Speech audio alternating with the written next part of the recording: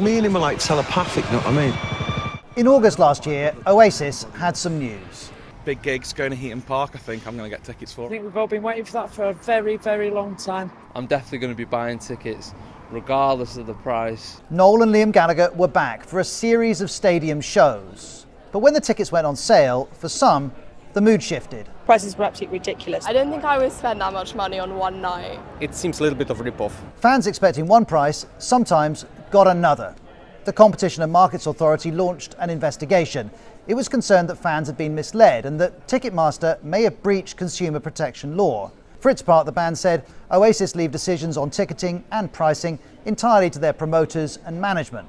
And this controversy revealed broader mistrust and confusion about how the ticketing system works. Communication is important. The fans perhaps are a bit sceptical and a bit wary of such practices. For many years, tickets for concerts and gigs always had fixed prices. But in 2022, Ticketmaster, which dominates the UK market, announced a change. This initially applied to some Harry Styles concerts. Screenshots show how some fans were shown this notice saying tickets vary in price driven by demand from fans, similar to airline tickets and hotel rooms.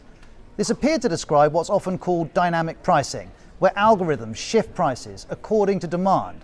This is legal and is used by other industries, and there's a case this approach could help artists. I set a price, and then it turns out it's not quote unquote the right price to clear the market. Nobody buys the product, so I have this fabulous concert that I hope to give, and I expect nobody to turn up. With dynamic pricing, I would then lower the price, more consumers would buy. Ticketmaster said its new approach was good for the live music industry and emphasised that promoters and artist representatives set pricing strategy and price range parameters on all tickets. That's true, price points aren't set by Ticketmaster, though it's not necessarily quite that clear-cut. Ticketmaster is owned by a US multinational called Live Nation, and a BBC investigation found that the three promoters for the Oasis reunion tour all had links to Live Nation.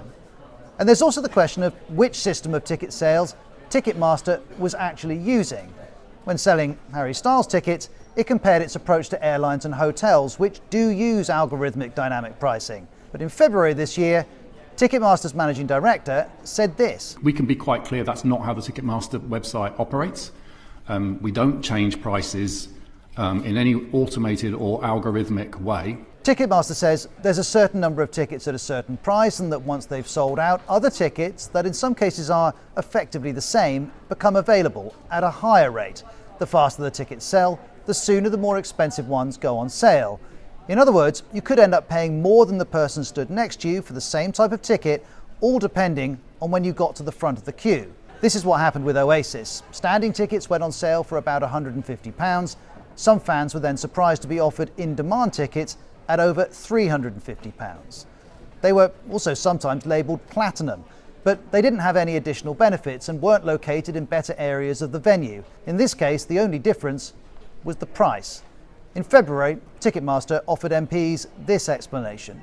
Where differing price tiers will be made available, that's a choice of the event organiser. That a small amount of the tickets might be able to be being priced at a higher price tier seems fairly reasonable to me.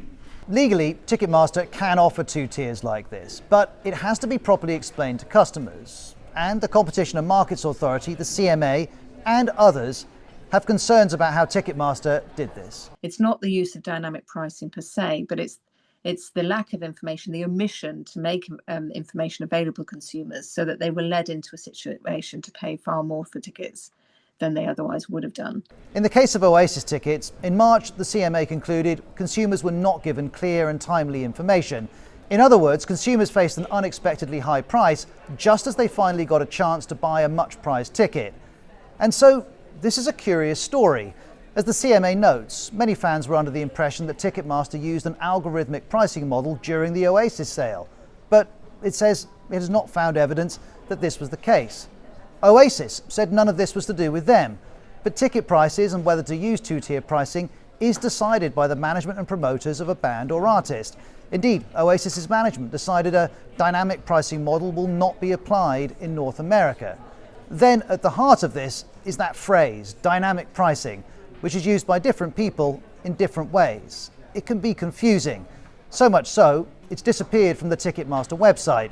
In June, Ticketmaster told MPs the phrase was complex and difficult and added this. We did determine that it was best to be removing it. I think the important point is that what we did before and what we do since that change to the site that you speak of has not changed. And there was this question from one MP. Okay, so the conclusion is that your policy was misleading to the consumer. The word dynamic was unhelpful, yes. And while there's confusion over what dynamic pricing means in practice, new approaches to ticket sales are likely to keep coming.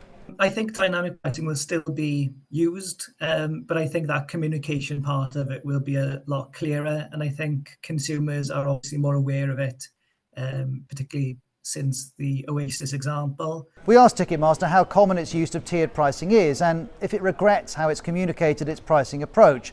It didn't answer, but had already directed us to a statement which says Ticketmaster does not use surge pricing or dynamic algorithms to adjust ticket prices. Sometimes the perception is that ticket prices are increasing during a sale when in reality the least expensive tickets have simply sold out, leaving only higher priced options available. As for the CMA's consultation into Ticketmaster, that's now over, but its investigation is ongoing. The CMA's view is that there's a fundamental disagreement between the CMA and Ticketmaster about whether Ticketmaster's practices infringe consumer law. It goes on. The CMA has written to Ticketmaster to confirm that it has now discharged its obligation to consult with Ticketmaster and adds it's now preparing to litigate the matter if necessary. This weekend, our attention will turn back to the Gallagher brothers, how they perform, how they're getting on. But the return of Oasis is also a reminder of how complex and emotionally charged the issue of tickets has become.